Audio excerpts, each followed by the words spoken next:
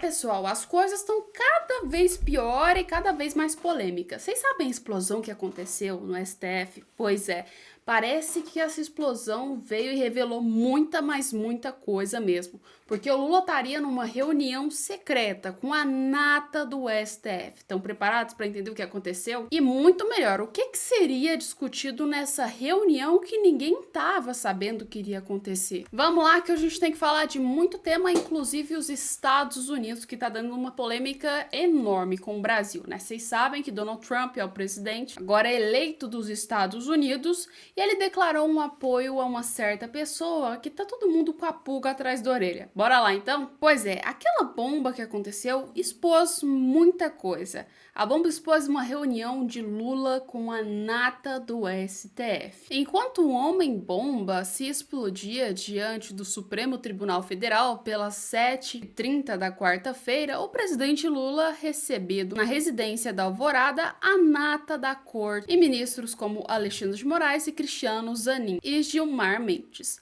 A reunião fora da agenda combinada antes passaria em brancas nuvens, mas acabou postas em razão da curiosidade pelo paradeiro do grupo no momento do atentado. Por lei, a agenda dessas autoridades devem ser públicas, informando, segundo a coluna Cláudio Humberto do Diário do Poder. De todos os presentes, somente o ministro Cristiano Zanin divulgou na agenda da quarta-feira, mas não citou a reunião com Lula no Alvorada. A presença do diretor da Polícia Federal gerou a versão de que Lula teria tratado de segurança com os ministros, mas por que só esses? A oposição estralhou o chefe de governo, despachando com ministros do Supremo algo improvável ou ao menos raro nas maiorias das democracias. Ou seja, Alexandre de Moraes nem estava lá na hora que aconteceu o atentado. Ele e outros ministros.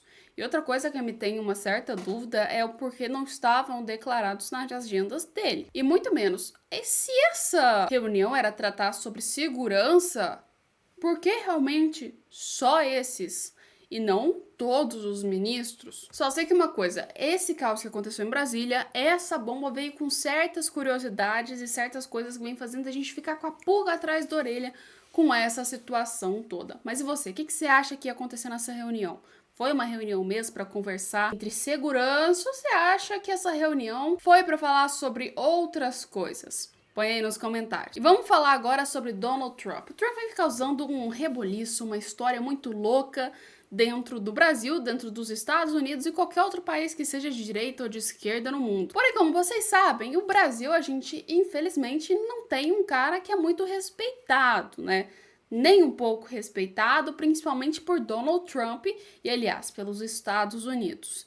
E na hora de soltar um elogio, Donald Trump acabou não citando o Brasil, acredito que seja por esse motivo, e citou um país que a gente tem aqui, às vezes um racha no futebol com o Brasil, mas por outro lado tem hora que os brasileiros até admiram esse país. Acho que vocês já sabem qual que é. Pois é, a Argentina com Javier Milei. E acabou que, infelizmente, alguns brasileiros não gostaram dessa atitude. Acharam que pelo menos poderia ter ali um pingo de consideração do Trump, às vezes não pelo presidente, mas sim pelo Bolsonaro, ou então pelos brasileiros que muitas das vezes apoiaram as campanhas de Donald Trump. Mas uma coisa é certa, estavam falando de gestão. E a gestão do Javier Milei e do Lula nem se comparam, tão assim, à luz de distância, não é mesmo?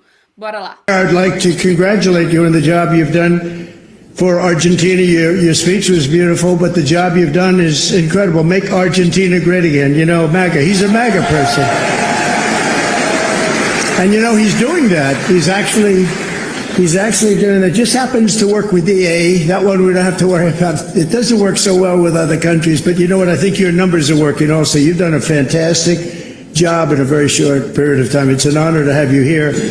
That's really great. Thank you. Also, Javier. Uma coisa é certa, o trabalho que Javier Milei fez na Argentina foi uma coisa surpreendente, incrível, literalmente. O cara tirou um país que tava meio que quase fracassado e agora tá fazendo com que o país deslanche e supere outros aqui. Sem contar que foi, assim, uma súplica e até mesmo uma inspiração para que outros países vissem como tá a Argentina e queressem mudar. Então, assim, o reconhecimento foi belíssimo. Eu não achei nada de errado na fala do Trump.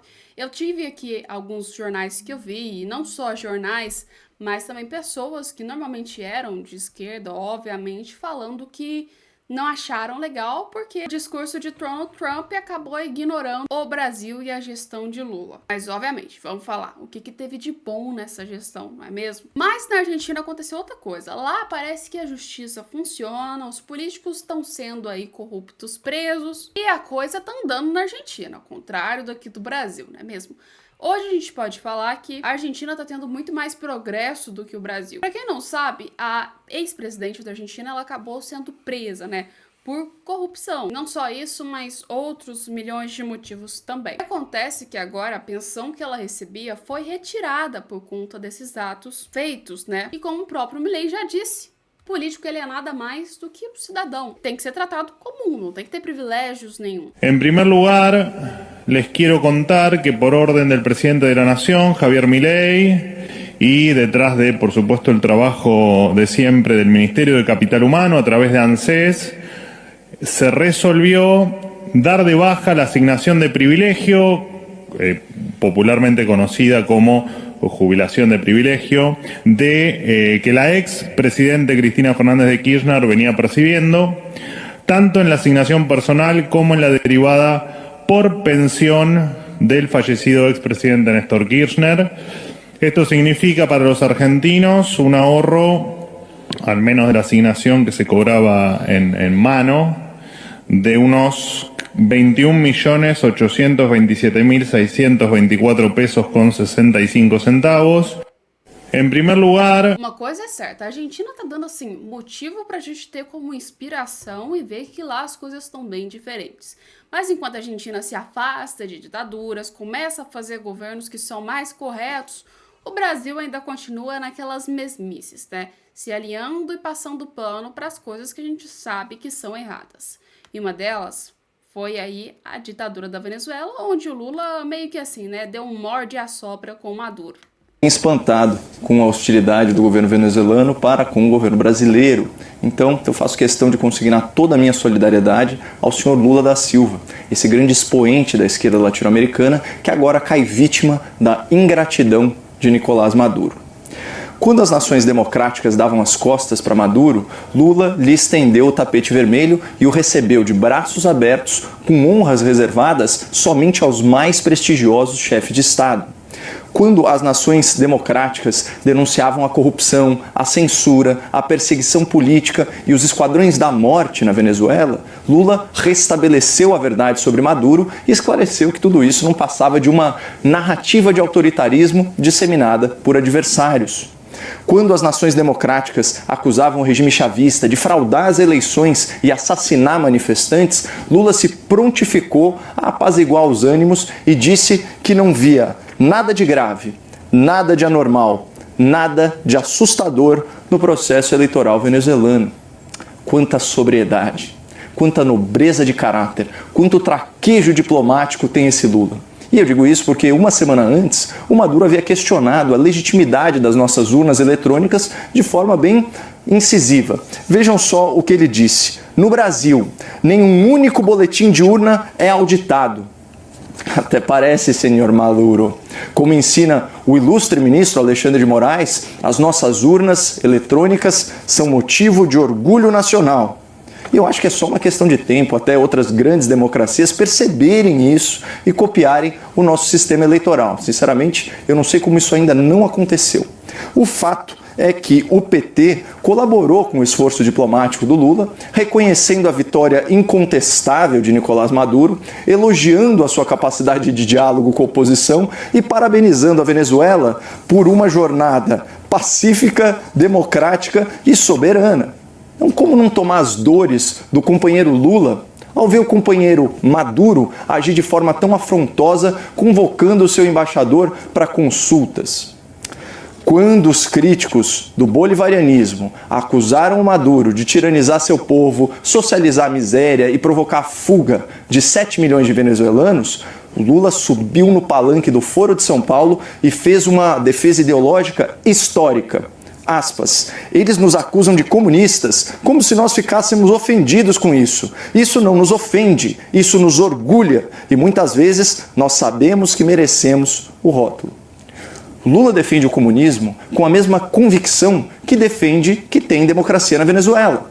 E por acreditar no regime de Maduro, por acreditar de coração, o Lula quer a volta da Venezuela ao Mercosul, um grupo de nações que exige aí dos seus membros a plena vigência de instituições democráticas. Claro que isso é só uma tecnicalidade. Como diz o próprio Lula, democracia é uma coisa relativa. O que é absoluto é o desrespeito da diplomacia venezuelana com o senhor Celso Amorim, o nosso ex-chanceler e assessor para assuntos internacionais. Pois é, essa é a situação que a gente tinha uns 4 ou 5 dias atrás, onde a Venezuela tinha ameaçado o Brasil e ameaçado o Lula. Agora a situação é diferente, porque agora tem uma passada de pano legal ali, né? Junto com a Colômbia, sabe, dizendo da nossa inquietação de você não ter uma prova do resultado eleitoral. Ele deveria ter mandado a nota para o Conselho Nacional Eleitoral, que foi criado por ele próprio, que tinha 2 membros da oposição e 3 do governo. Ele não mostrou, foi direto para a Suprema Corte. Eu não tenho o direito de ficar questionando a Suprema Corte de outro país, porque eu não quero que nenhum país questione a minha Suprema Corte, mesmo quando ela erra, mesmo quando ela faz como fez comigo, de não me deixar ser candidato em 2018. Vocês estão vendo? É sobre isso que a gente tá falando, não é mesmo? Agora é uma só primórdia entre o Lula e a Venezuela. Voltou a mesmice de sempre.